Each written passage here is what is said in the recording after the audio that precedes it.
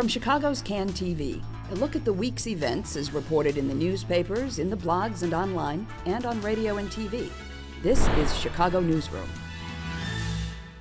Well, hi there, and welcome to another edition of Chicago Newsroom right here on CAN TV. I am Ken Davis, glad to be with you for another week. We often start the show by saying it's been a really eventful week in Chicago, and even though it's, the end of August, beginning of September, it's another eventful week, particularly in the world of education.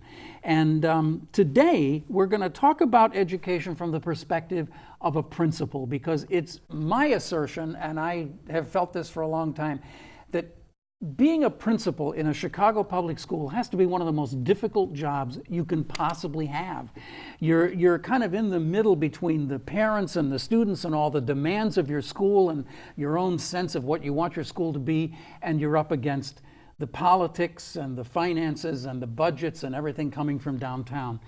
And now more than ever, the principals are really on the hot seat because they're supposed to also do the budget for their school. Nobody knows more about this than Troy LaRaviere, and Troy has been on the show once before, and I'm glad to have you back.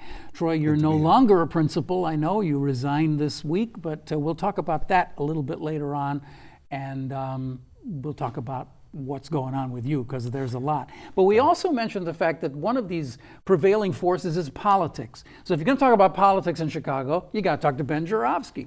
So we have a kind of an all-star panel here today, because we've got Ben and Troy both on the panel with us, and we've got a lot to get to. Welcome, guys. Thank you. I feel like I've been here before. Yeah, a couple of dozen times as far as I recall. Even yes. today. Yeah. Yeah. Troy LaRaviere, could you start us off by addressing this question that I've raised about the difficulty of being a principal in Chicago? I know you've written about it in your blog. Is it more difficult being a principal in Chicago than pretty much anywhere else?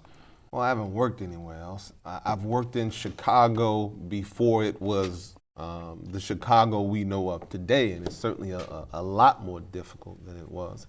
And in order to understand the perspective of a principal, I think people have to get a sense of where principals are coming from. We all began our careers as teachers for the most part. Some began their careers as counselors, but we all began our careers making the decision to engage, to take on this occupation in which you're guaranteed not to become rich. You're taking on this occupation because you are committed to providing a service to students. You want to make sure that students reach their full potential in life, and you think you have something to contribute to that happening. And so you become a teacher. And you're in the classroom, you have that first difficult year like most teachers, and you either leave or you stay and you become better. And as you become better, you begin to think, maybe I can do something outside of the classroom. Maybe I can have a larger impact, because you see some things that you think you can do better. And so you become a dean of students, you become an assistant principal, or you become a principal. When you become a principal, now your job is shifted from directly providing the service to students and providing the resources to students to ensuring that they get a competent, skilled educator in front of them to provide the service. Good curriculum, good counseling services. And in order to do that, you have to have resources. Resources determine how successful you are. And so in Chicago in the past 5 years, those resources have dwindled, have become fewer. And so every year as a principal, the resource base with which you have to accomplish that goal that you got into education for gets lower and lower, and it becomes more and more frustrating. I had a principal tell me, I will never forget this. After the mid-year budget cuts last year, he said, I feel like I'm providing educational hospice. Wow. Ben, I know you want to jump in. I just want to, just for the viewers, just to clarify that you were the principal at Blaine, yes. Up on the north side, an excellent school that obviously has had a great track record and improved during your tenure there. And you ran afoul of some powerful people, and I would guess that it was largely because of an op-ed that you wrote in the Sun-Times in May of 2014, where you essentially declared independence or declared war or whatever it was. It's something really worth reading. And I would guess that the day that the bright one landed on the mayor's porch, that was kind of the beginning of a big change in your life. Do you think Rahm subscribes to a newspaper these days? Oh, I'm sure he gets. I'm sure the Sun-Times flops on his front porch every morning. Okay.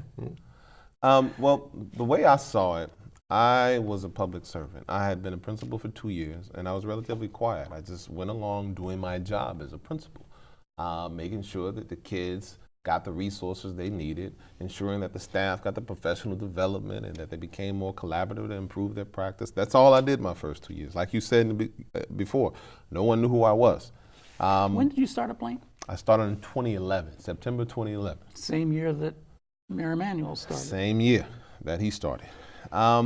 And so as I'm doing my job, and I'm doing my job based on research, based on evidence, based on what's been proven to work, and I see policies coming down from City Hall and CPS that fly in the face of the research, that don't make sense. But I'm not putting everything together here. I'm just thinking these are just politicians who have good intentions who don't know what they're doing. But then as time and time again, it happens over and over. And I'll never forget during the longest school day debate, which was another poor policy. And I could break down the details of why it's poor policy, but it is extremely poor policy. And I remember the network chiefs that got, the CPS is divided into these networks, and there's a chief over each network. Network has about 40 schools in it. Coming to us and telling us, he had heard that some of us weren't in line with the longer day, and were mentioning that when parents would ask us about it. And he said, you are an employee of the board, and you will not speak in contradiction to the board policy. And I thought, wow, you know, that's the complete opposite of the environment that I tried to establish in my school, where I feel like if I'm wrong, I want to know I'm wrong. If you have a better idea, I want to hear your better idea. Like, if you're confident in the policy you're proposing, then you open it up to debate. People who close things off to debate aren't confident in the policies they're proposing. And so I began to see that this administration had some intention here to divert resources away from the classroom. And then you began to see where the resources are going. This company getting a contract, the Barbara Bird Bennett Soups contract, that $23 million contract, that's the one that really did it for me. And that op-ed is the first time in Chicago that there was a public mention of that by a CPS employee. And so I saw it as my job as a public servant, right? I live in this democracy, right? And in a democracy, the voters choose their representatives, and they choose them based on information. And after they choose them, they have to hold them accountable. And Excuse me, are you new to Chicago? Well, I'm thinking about America, right? Okay, I see. You're talking about America. Confusing Chicago. Because Ben and I are Bernie both Sanders land. Right, Ben and I are both sitting here saying, "Where's this guy from?" Yeah. So theoretically, right? Theoretically, you live in this democracy. You choose your representatives, and you hold them accountable. But you can't do either of those appropriately unless you have good information. And as an educator who was seeing the impact of the policies of the people the public put in office, I saw it as my job to ensure that the public had good information on which to base either their decisions at the ballot box or their advocacy while the politicians were in office. So I saw myself as the person helping to keep the voters and the residents informed so that they can then engage the political process with better information to make their decision. And so that's what I began to do. That's what that op-ed did. And then I continued to write and to speak. And if you go back, every single thing I write and speak about is about the impact of the policies of this administration informing the voters. Ben, you look like you were about to jump in there, so No, I was just going to say that I disagree with him that this is a democracy. It's more like a kleptocracy, but whatever. That was just a minor point. Right. You know, but when historically, if just going back to that op-ed piece that Troy wrote back at, was it 2014? 14, yeah. Oh my God. I was just looking for it this morning and found that it can't be discovered on the Sun-Times website. So, by the way, if you go to chicagonewsroom.org, we'll have it. We'll have a link to it, and you can also get it at Troy LaRaviere's blog too, if you want to read. It's really interesting to read because it's a kind of a founding historic document for the city of Chicago. It'll be read many years from now. Well, it's the let's see. I've been following education in Chicago for so long. I can't remember when I started anymore, but it was really the first time I can recall a sitting principal publicly stating with his name on the article. Did they have a picture of you? No, I don't think so. That was a picture. Was a picture? So like he couldn't even go hide or anything. Got to put on Groucho Marx disguise, calling him out. And any reporter in town has had off-the-record conversations of that nature with principals along the lines of things like, you know, they're like, today they want us to wear red socks. Yesterday they told us to wear green socks. The day before that it was purple socks. I mean, they change their mind, they make the stuff up, they fabricate the evidence to justify whatever decision they've made, which is purely political to begin with. And then they tell the principals just to follow in line, and the principals, by and large, know which side their bread is buttered on, as they say, and they just follow in line. I believe they call it a strategic decision, Troy. And so that was the first time I had ever seen anybody step out and say, no, I'm not going to do this. And I remember soon thereafter interviewing Troy and saying, you know, they're going to fire you if you continue this. And it kind of happened that way. You foresaw that. Yeah, well, I wasn't the only one, trust me. Because I remember, I'm sure everybody was calling Troy, what are you doing? I got that question a lot. I remember, you know, leafing through the paper and seeing this and reading it and looking back at it and saying, is this guy actually still a sitting principal? This doesn't happen. He's not going to be a principal much longer. But you did manage to stay for a couple more years after that. Yeah. 2 more years. 2 more years. 2 years So we should actually, again, for the benefit of our viewers, because this is starting to sound like a little club here, you were, well, is it accurate to say you were fired as a principal? No. No. You're not the principal anymore. Right. I think that from a de facto point of view, or that's pretty much what it ended up being, but from a technical point of view, I was removed and reassigned, and then suspended, and then given 2 hearings. The first hearing is from a board-appointed hearing officer, so we knew where that was going. And then the second was supposed to be an ISBE, Illinois State Board of Education hearing officer, but then that hearing officer gets to make his or her recommendation to the mayoral-appointed Board of Education that censured me in the first place, so we knew where that was going. And you were talking about democracy a little earlier, but we digress. Yeah. So anyway, the important part of all of this story, though, is that while all of this is going on, you run for and win appointment to the Chicago Principals and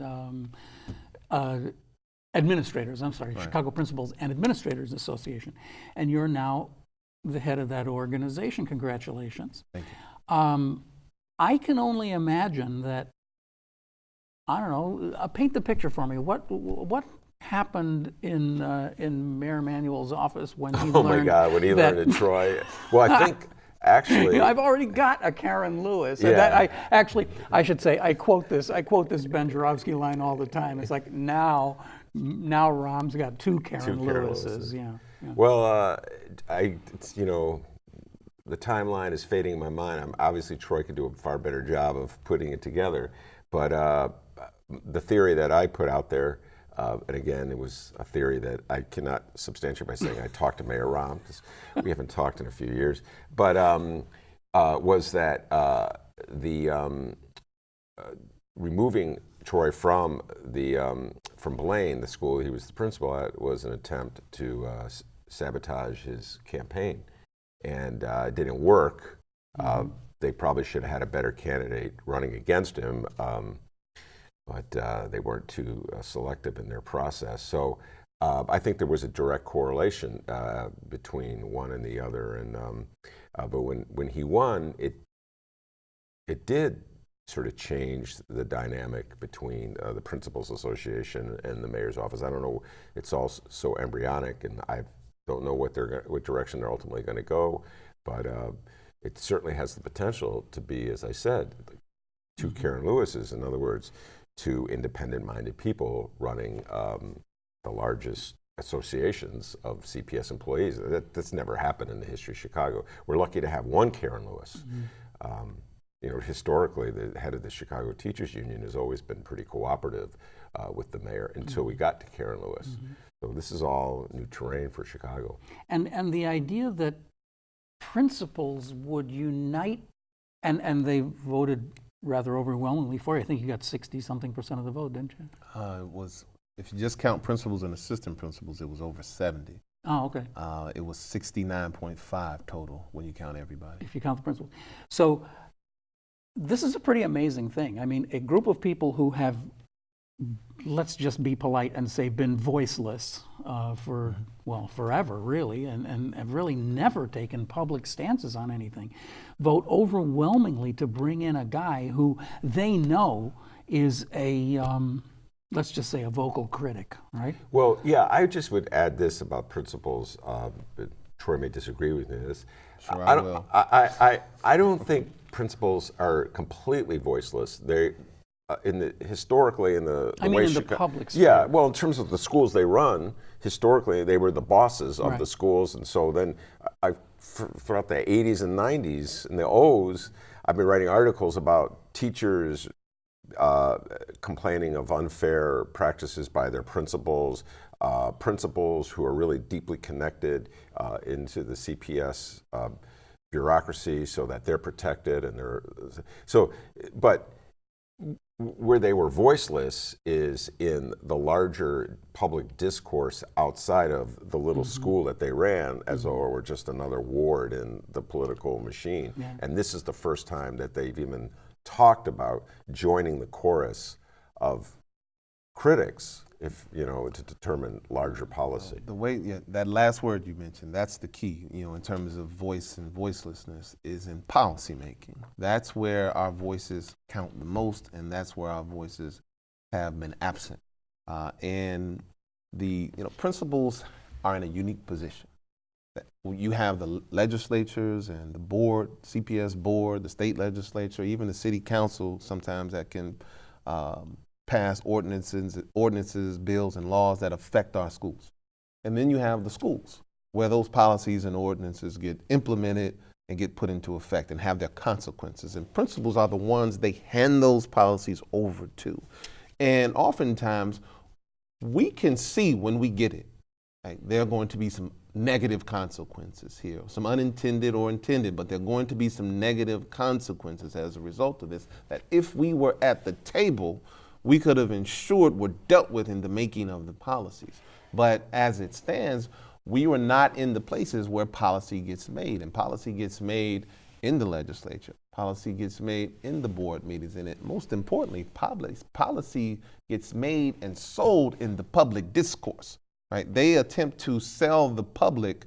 They put a lot of effort into advertising and into attempting to convince the public that these policies are good. I mean, do you remember the longer school day campaign? Yeah. Right? There was a lot of public, there's a lot of media, there's a lot of commercials, there's a lot of discourse and frankly propaganda put out there to sway the public.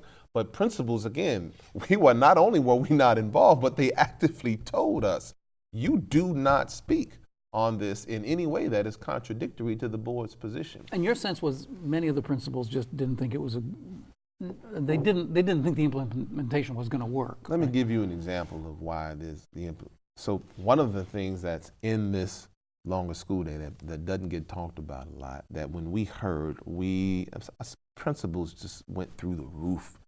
That in order to make this happen politically, because they had to extend the school day without paying the teachers more. And so one of the things they did was cut a half hour out of the beginning of the teacher's day.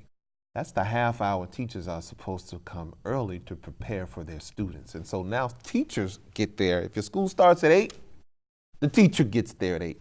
What industry on this planet can anyone name to me, where the service or good provider shows up at the same time as the customer or service recipient. Even at McDonald's, if they open up at 7:30, the employees are there at 6:30 or 7, ensuring that things are in place when you walk in the door. But if you're a doctor and you have surgery at 8 a.m., you're there at 9, you're there at 7, prepping, rehearsing. Let's just hope. But a teacher, Let's hope. but a teacher, one of the most important things we have to do is to get there and prep for our kids. But in order to create this political victory, he created this educational failure. Another thing about the longer school day, for example, the longer school day talks about having more time in school. Like, theoretically, that's a good thing. The more time you're there, the longer you learn. The research, however, says this, and it's very specific. They actually groups of university researchers went into schools and looked at how the students spent their time. And then they looked at the results in these schools. And they found this one correlation, that in schools where students achieved the greatest, they had more time on task. And the key point is on task, not more time in school, more time on task. And in schools where they did not achieve as much, they had less time on task. What that looks like is if you have a 60-minute class, in the high achieving class, they spent 45, 50 minutes on task, engaged, listening to the teacher, having classroom discussions, doing their work, engaged in work. And classrooms where they did not achieve highly, they spent in a 60-minute class, they might have been on task 20 minutes. Now, what do you get out of that? Well, the more time you spend on task, but it's not a function of time. The time on task is actually a function of having a skilled teacher, right? And so if you have a skilled teacher who can prepare an engaging lesson, students are going to be on task. If you have a skilled teacher who can monitor behavior and bring kids back when they're off, then so it's not the time, it's the teacher that's the center of this. But what this district did is gave them more time with teachers at the exact same skill level. They should have focused on improving the skill of the teacher to create more time on task, and they just extended the day without doing the capacity building for the professionals who provide the service. Okay, so we have this now. We have this longer day, and we've been asking this question on this show for, I guess, 2 years. Has it worked? I don't want to get too bogged down on longer school day. It's just a minor blip compared to the other things we have to talk about, but did it work? And so it depends on what you mean by work. So the achievement gap. It's always the case. So there's two ways you can look at this. The way CPS looks at it, they'll look at something like overall test scores. But overall test scores can be impacted by your demographic changes. So for example, you two can have scores of 10, let's say 10. And then me and someone else can have a score of, 6. If CPS kicks one of us out, then the overall average, and then the next year you two score 9, your grades go down. And then I score a 4, mine goes down, but we got rid of that other 5. The overall average goes up, but the scores of the kids who remain in the system go down. And so one of the things that Chicago is doing with its housing policy is getting poor minority kids out of the district. So the scores of the district look like they're going up as an average, and they are, but the scores of the kids who are in them are not. And you can see that with the achievement gap number. Every year this mayor has been in this position, the achievement gap between white and Asian students on one end and Black and Latino students on the other has been increasing. So it has not worked. When you actually look at the data scientifically, they just throw out test scores and hope the public just doesn't think about it. But when you look at it like a social scientist and actually try to find cause and causation, you see that this district's, the student achievement has actually gone down. Is it could we change the subject to special education? I know we're opening a huge Pandora's box here, but this is one of the things that's really been interesting to me in the last few weeks, is this conversation about the, what do you want to call it, the commingling of the budgets. I mean, we haven't even touched on the fact that principals are now completely responsible for, you're just given like an envelope, and you open it up and it's got this number, and this is your budget, and you got to. It's always dangerous to stay in Chicago, Ken. You're given an envelope. Yeah, I know, right? A manila envelope, right?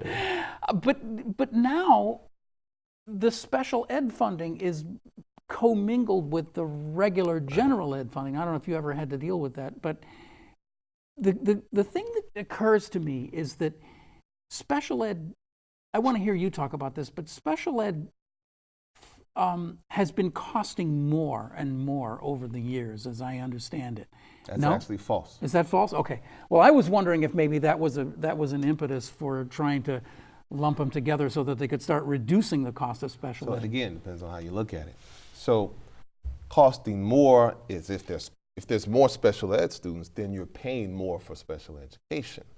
So that's different than saying it's costing more. That's as if we're spending more on special education children. Right? I understand the difference. If I'm spending $5,000 per kid and I get another kid, my overall, even the next year, if I get more kids the next year, and then I start spending $4,900, I'm spending less, but I got more kids. So I can say I'm spending more because I have more kids, but I'm actually spending less per child. And the thing that's supposed to make an impact is spending more per child. And that's not what CPS is doing. But they have this theme they're trying to push, that we're spending more, but we're not getting more out of it. Well, you're not spending more per child, so you shouldn't expect to get anything out of it. You're spending more because more kids are being diagnosed. Does that make sense? It does, but are there more special ed kids as a proportion of the total student According to the population? statistics they're releasing, there are. You know, I don't trust their numbers as much as you should be able to trust. But if the numbers they're releasing are correct, then there are more kids in the district with special education needs and who need those services. Okay. You see, this is a part of a pattern that I'm beginning to discern here, that we're seeing this with special education, but we're also seeing a lot of conversation lately about principals having to cut their budgets because they get this budget and they have to do the same with less and all that. And the first place that they need to go is older, more experienced teachers. Fred Klonsky did a thing about it a couple of weeks ago with a kind of a cartoon caricature of Forrest Claypool saying, we really have to get rid of all these older teachers. They cost us too much money, and I'm really doing my job for Mayor Emanuel. I'm accomplishing this, or something along those lines.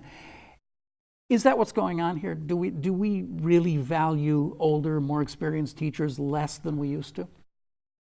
Depends on who we are. CPS and the mayor's office certainly don't value teachers at all, and they value older, more experienced teachers even less, because the more you're paying staff, the less CPS money you can divert to Aramark. The more you're paying staff, the less CPS money you can divert to the banks you set up these high interest loans with.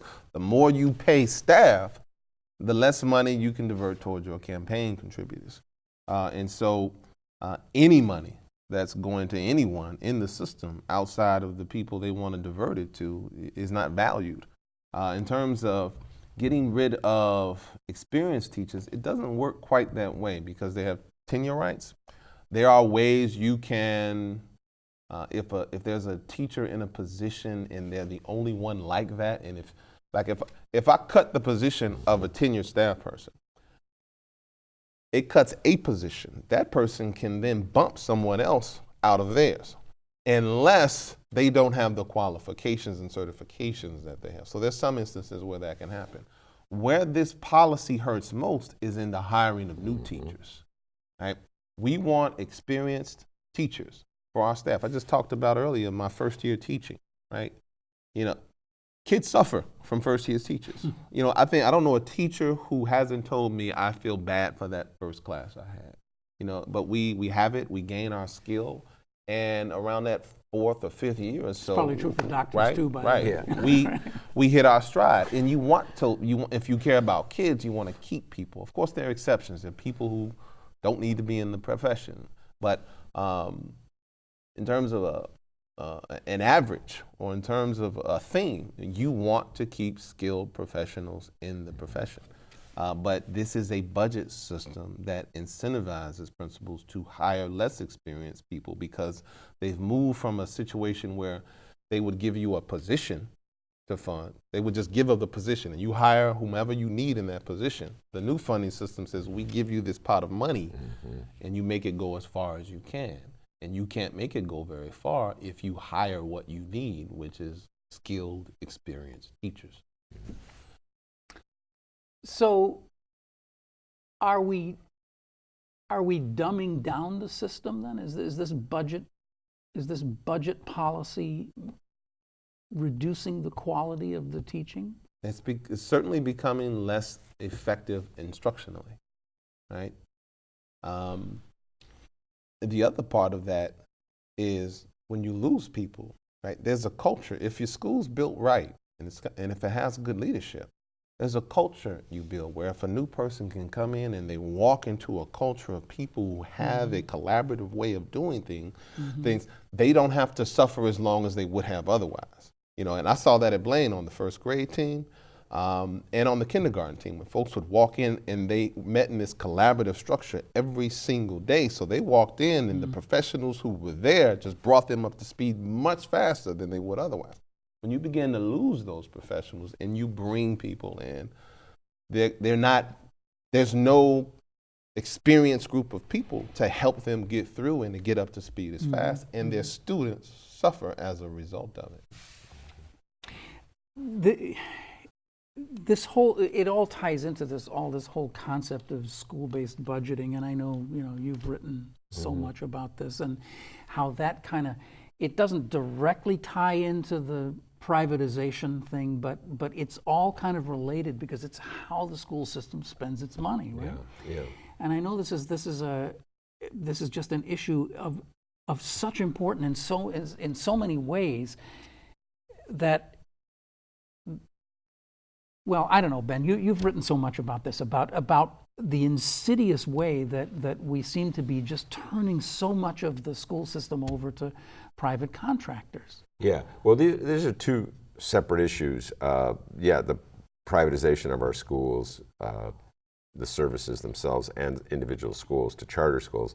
But what you and Troy have been talking about is a real sneaky way to undercut the whole notion of seniority and tenure, and effectively to get a younger, cheaper teaching force, as though that were in the long-term best interests of the city of Chicago and its students. And there's a propaganda war that goes on when this happens. So, and this gets back to what Troy was alluding to earlier, where it's important for the mayor to say, in more or less convincing manner, that he is bringing down the cost of education for the first time in the history of Chicago. And the reality is he's not, but he's saddling principals with these spending limits that force them to hire younger teachers and then undervalue the worth of experience, makes it almost worthless in this system. And so the principals are on the front lines of dealing with these demands that the mayor is now making of them, these changes in the funding policies. And at the same time, they're supposed to go along with cuts that they know are hurting their schools, but they're supposed to be loyal servants of the mayor, politically speaking. And this is where Troy and his organization come in, because I just wrote about this. There was a principal on the southeast side who did just what Troy said. She got rid of the school's only social studies teacher by eliminating the position. Therefore, he was gone. Which she could do because he was the only one. Yes, he was the only one. Right. So if there was another one, then he'd have to go. There'd be seniority. Right. So it's very complicated and convoluted, which always works for the mayor when things get complicated because people stop listening to your talking. as I feel all of Chicago is not listening to me right now. So anyway, so you go back to, so she was able to get rid of that fellow, and then it was hard for him to find a job because he was hitting the workforce with like a $91,000 a year salary, probably more with the pension pickup. So any principal is looking at, do I have $91,000 or do I have $50,000 for the kid out of, just out of school? And so I don't understand how that's in the long-term best interests of kids in Chicago to denigrate the value of experience.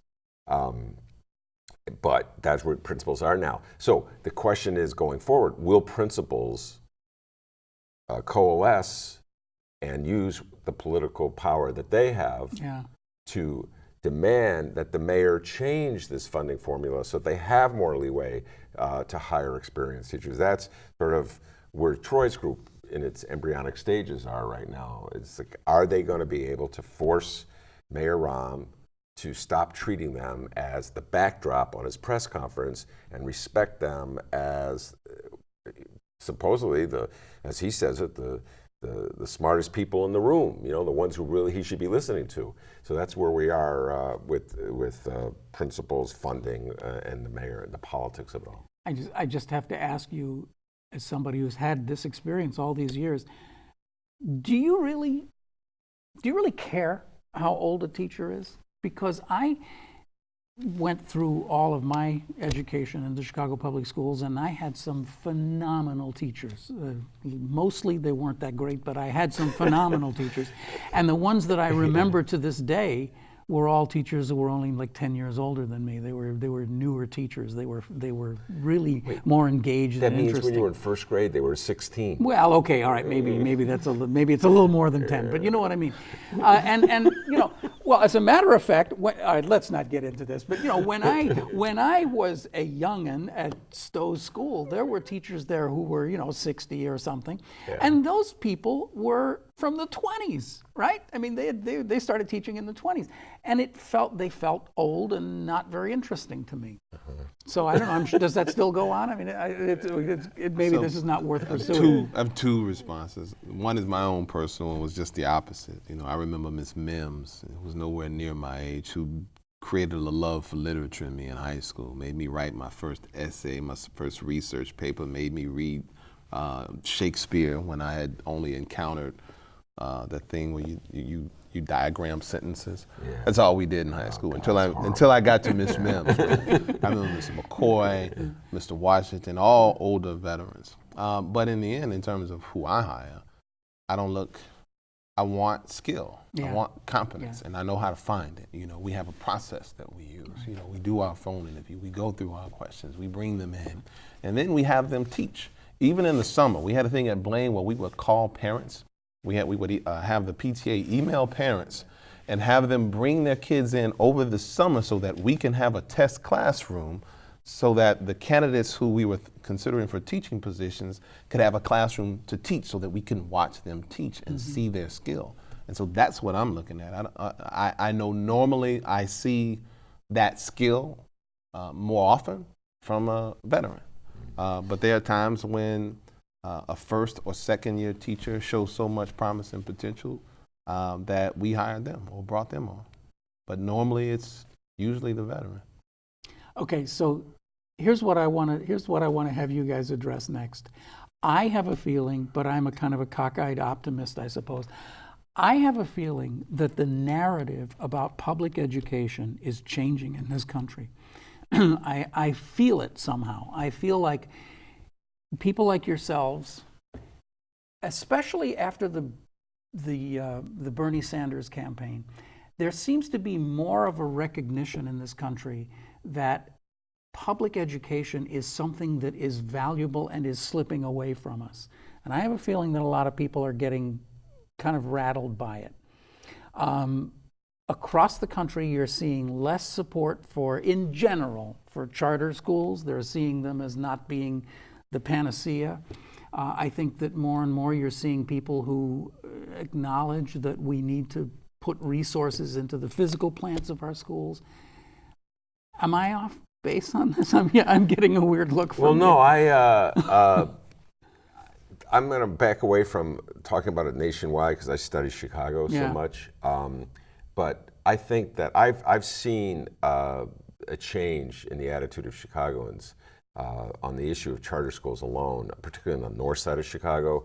I think that's like a charter-free zone at this point. I don't think politically, even the mayor, who loves charter schools the way I love fried chicken, would want to put a charter school on the north side. He backed off on at least 2 noble proposals that I'm thinking of in the last 2 years. So I feel as though there's just so many voices against diverting money away from public schools. People have like figured that little part of the puzzle out. That seems to be what's happened, is that people are figuring that out and saying, oh, wait a minute, you mean these charter schools are not free? Yeah, no, it's not. It's public money. It's competition, and so parents, I think, are becoming more sophisticated about that line.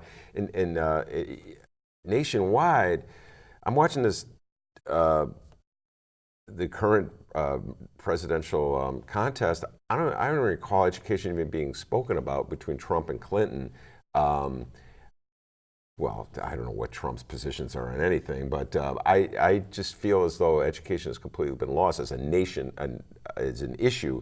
I don't know what Troy thinks about that. So I think we're actually sort of some ways regressing in terms of talking about education as a national. When I start getting these twinges of optimism, it's always good to talk to you. Throw some water on you and calm down, Ken. Slam that door shut. Thank you, man.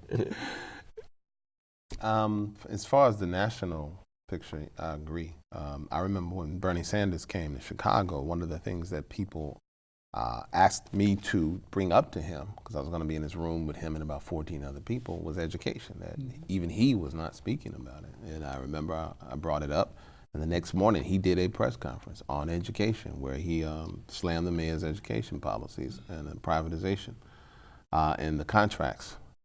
In terms of the general public sentiment, I mean, as more people are harmed by it and see their schools, I think the closing of the 50 schools helped to bring the harm that this charter school expansion is doing to our school system to the light and to the forefront of public conversation. So, you know, when you get your school closed by this, you begin to get feel a little more urgency. And so I think that was a big factor. The Barbara Bird Bennett scandals and the money, the budget crises, and the contradictions, right? The contradictions between what they say about the money they don't have and how they spend and waste money at the same time. And they're spending and wasting this money on privatization. Talk a little more about that. Explain that. And so WBEZ just came out with a huge report, a series of reports on how, while they're claiming poverty, they're actually planning to build several additional schools, additions onto schools, when they have empty schools next door. And it just so happens that, lo and behold, there's a federal government program where banks that fund school construction can double their profits. And these banks just happen to be contributors to our mayor. And so they're wasting this money on school construction while they're telling teachers that they can't continue to pay them adequately. People see this, where they're telling the schools that we can't give you the funds we gave you last week. We're going to have to commingle these education funds and risk not giving special ed students the resources they deserve. And at the same time, we see the contradictions. And I think those contradictions, along with school closure and other things that have been brought to light, have made a lot of people speak up and see the harm that's being done. There has been some talk about that, particularly with the construction of charter schools, and I really don't understand the dynamic, but essentially bankers can fund a charter school and then win double, because they not only get the repayment of their loan and make profit off of that, but there are tax credits that they can claim, and so I mean, I read something the other day that you can fund a charter school and you can make your money back in 10 years and then some profit after that, and a lot of profit after that. So that would kind of explain not only in Chicago, but some of the just huge growth in charter schools in the country. It's not necessarily because they are all better than the public schools. It's Well, because there's a financial incentive to build them. Yeah, there's a financial incentive and there's a political incentive, and because the charter schools tend to be non-union, so they fit into a narrative that the Republican Party was putting out, and that the Democratic Party, for reasons I'll never understand, joined, including President Obama, Arnie Duncan, Mayor Daley, Mayor Rahm. I think Mayor Rahm bought onto it. The line I always use, he's like bought a stock when it was at its all-time high, and now he's stuck holding it, and it's plummeting. That's a really good analogy. And so, you know, but I don't think Mayor Rahm paid much attention to schools at all until the day he got elected mayor, and so he had these preconceived notions based on conversations he'd had with people who'd made money off of charter schools. In general, your point about charters is the same with public schools. There's always more money to build a school than there is to operate a school. So, for instance, in the case of the school I was talking about, where they fired the social studies teacher, the enrollment fell in at the Adams School because children were diverted to the new school that the mayor had constructed to alleviate overcrowding. So there was no money. They didn't keep all the money in the old school. They lost it because kids left, so they lost services. So a new school that was intended to alleviate the problems of overcrowding in the previous school actually worked to the detriment of the kids in the previous school, because there's more money for building schools than there is in operating schools in general. Which gets us to this whole school-based budgeting thing, right? I mean, I don't know about you, but it seems to me like that's just one of the worst ideas that's come out of all of this, is this idea that you're the principal, here's your money, deal with it. I mean, it's a way to reduce funding in schools and then shift the blame for the consequences on the principal, who has to make the decisions about what to cut. So it helps them to, one, reduce the funding and take the funds that would have been spent and divert them. Two, take less blame for it, because you can say, well, I didn't cut the position, the principal cut the position. Well, the principal didn't have a choice. the principal is the one who would know. The principal's the guy who's out there on the ground. He's connected to the community. He's the guy we rely on to make these decisions. And right? see, this is where, I'm going to keep putting the pressure on him, this is where Troy's group has the potential to really be a game changer in Chicago, because principals have always lined up behind whatever cockamamie ideas have come out of City Hall. And but if they stop doing that politically, it may be harder for the mayor or whatever mayor, whoever the mayor is, to sell these items, like whether it's a longer school day, whether it's changing the school formula, whether it's privatizing janitorial service, so we end up with dirtier schools than we had before. And pay the same amount of money. Pay the same amount of money. If principals speak out and oppose these positions and undercut the central propaganda thought that this is in the best interest of the principals, then maybe we can see some change in Chicago. I know that sounds really optimistic coming from me. Yeah, I know. Listen to this, folks. Ben Joravsky just said that. Yeah, no, I don't believe There's it a as I new say day it. dawning. And here's It's all on him. It's all on him. Troy LaRaviere has got to succeed, or Ben is going to be really disappointed. Yeah, that's pretty much how it goes these days. So address that. How are you going to make Ben happy? So part of there's again, two different responses, two different sides of the same response.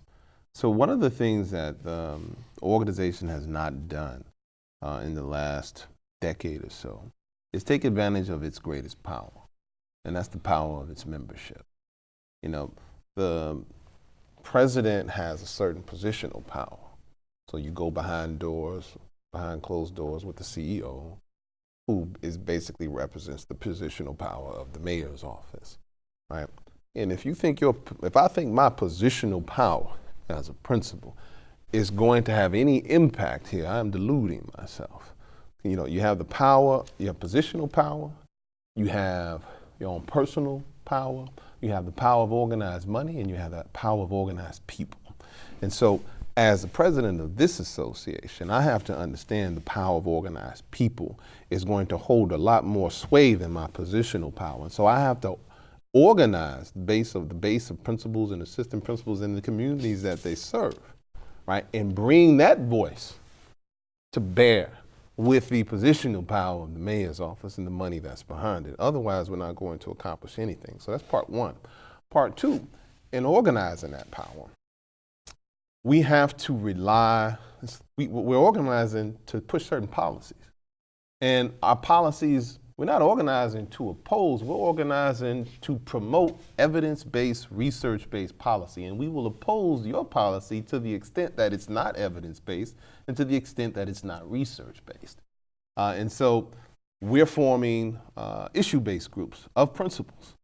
So a budget and funding group, a group that deals with how schools get rated, a group that deals with the lack of support for neighborhood high schools, a group that deals with the completely unfair and inconsistent rules that exist between neighborhood schools and charter schools, and doing the basic policy advocacy steps that are necessary. You do your research, you create your products that you want to use to make your point, and then you take those products into the venues where you need to make the point: the state legislature, the city council, board of education, and most importantly, public opinion. And so that's the work we're going to be doing. That's a big job. That's right. That's going to be a big job. But a really interesting thing to watch, and it's going to be interesting to see how the advocacy you're doing is going to dovetail with the advocacy that CTU is doing. And I know that Karen Lewis was on the show here a couple of months ago now, I guess about 7 or 8 weeks ago, and she said that very day she was going to have lunch with you, and that you guys were going to be talking about a lot of these big issues. So I know you guys have already been talking about this. Do you have a? I'm asking you out of place here, but do you have a sense of the CTU at this point and where they are politically? Are they sort of on this down ramp into a strike position, or I guess what I'm trying to say is their demands are very specific and very they are oppositional to the point that it's very difficult for the mayor, I would think, to be able to go along with their demands. I don't know. I just want to get a sense of where you think all that's heading. So I don't know where they are, but what I hope is that they stand firm on ensuring that the profession of teaching in this city is respected, and that it is respected in the manner in which teachers are compensated and in their working conditions. That it is important for us as principals to be able to recruit good people into our schools, and we cannot recruit good people, or our ability to do that will be far less if the mayor gets his way in Chicago and devalues the work of teaching and learning in Chicago and continues his narrative, his anti-teacher narrative. No one wants to work in a district where the mayor has this extremely anti-teacher narrative and blames them for his own fiscal mismanagement and says they have to be held responsible because the politicians we all elected threw away their pension money building schools. And in order to do that, in order to stand firm, they're going to have to feel like they have some public support, and they're going to have to generate public support, and you're going to have to generate it with talking points that are more effective and get repeated more often than the ones the mayor repeats. You know, they have their talking points, they repeat them relentlessly, they're the same thing. And so I'll be on the street and I'll hear someone say, oh yeah, but the teacher should, pay into their, like they should put something on the table. Without understanding what's behind that talking point and the falsehoods that are behind that talking point. And so they have to come up with talking points that are just as succinct, that actually explain the truth of the matter, and could get public support behind them standing firm on the respect that is due to the people who educate the children of Chicago, and the respect in the form of their working conditions and their compensation. I got one more big thing that I want to throw out to you guys as long as I have you here. Look at Mayor Emanuel in terms of the police and the outbreak of violence.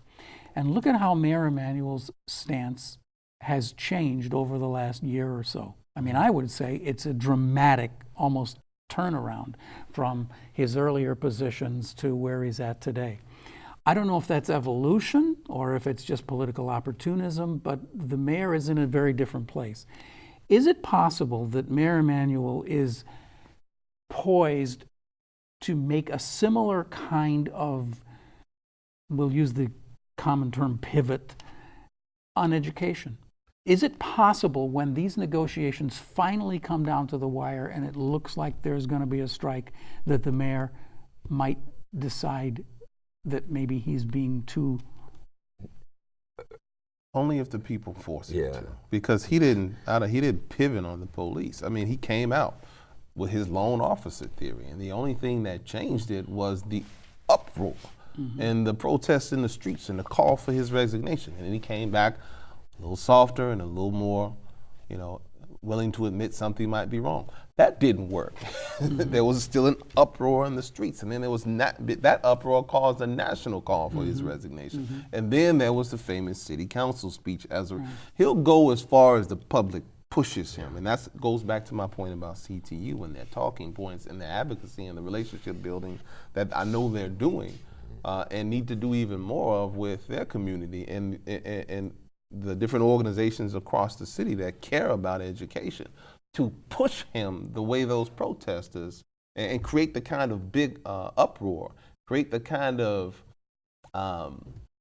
critical mass of public support for their position. That's the only thing that's going to change the mayor. Yeah, the mayor has, his attitude toward police and his attitude toward education are dramatically different. If you just take a look at that first 4 years, the mayor acted as though the issue of police relationship with poor black communities was a non-existent issue. It didn't matter to him. Everything changed with the release of the Laquan McDonald video. Everything changed with that release. It wasn't even the shooting that changed people's attitude, because it was the release of the video that totally undercut whatever the mayor was saying about him. In terms of education, the mayor ran into office with a very proactive point of view, which was essentially shift from public schools to charter schools, to be tougher on teachers, try to whittle away at tenure, essentially move money, more money under his direct control. And so I think it's going to be harder to get the mayor to have the kind of conversion you're talking about in education, because politically he thinks it's in his advantage to be hard on teachers, to use principals as props. I think politically he sees that as his advantage. I think he just figured there was no point in getting involved in the police matters. There was no way to win it politically. Just ignore it, pretend it wasn't there. And then once he couldn't pretend it wasn't there anymore, he started inventing policies. And so, these problems have been around forever. We're just now getting didn't they exist the first 4 years you were the mayor? You just ignored them. So I think it's going to be harder, Ken. Geez, I know you want to be optimistic today, but I think it's going to be harder to get the mayor to change his ways in terms of education, because I think politically he believes that will benefit him, and that gets at what Troy was talking about. Can the CTU and can the Principals Association and can parents groups, raise enough attention to win a larger political battle? And we'll have to see about that. I try. I sit here every week and I try to be optimistic. I try to say, it's going to be better, folks. Just believe. Yeah. I'm going to go home and watch The Music Man. I just bought the digital remastering of The Music Man, and I'm going to go back and go to the Think method, and things are going to get better. I'll get you through it. Troy LaRaviere, thank you so much for being back here on the show. Hope you'll come back again some other time, because this conversation will never stop, obviously, so we'll carry on some other time. Ben Joravsky. Thanks for having me. No, you're welcome. Ben Joravsky, always welcome here. We're glad to have you here, as always. Thank you, sir. And really kind of like just one of the founding members of our show. That is correct. And who was I on the first show with? Oh, here we go again. Eric Zorn and Karen Lewis were on our first show. Yeah, so now I've been with Karen Lewis and Troy LaRaviere. You always have to bring that up. Yeah. When are you going to have me on with Ram? As soon as Mayor Emanuel comes. And I should mention briefly that We have a standing invitation out to Forrest Claypool, who is someone who I have worked with in the past and I have great respect for. I can see exactly why he wouldn't want to do the show. I understand, but so far we've had no response from Mr. Claypool's office. So, Forrest, if you want to come and have a similar conversation, we'd love to have you here on the show. I'm Ken Davis, thanking you once again for being here and saying that you can watch the show anytime you want right here at this address. And we hope you will, and that you'll come back again next week. Spend a part of your Labor Day weekend watching Chicago Newsroom next week. Thank you very much. See you next week. Bye-bye.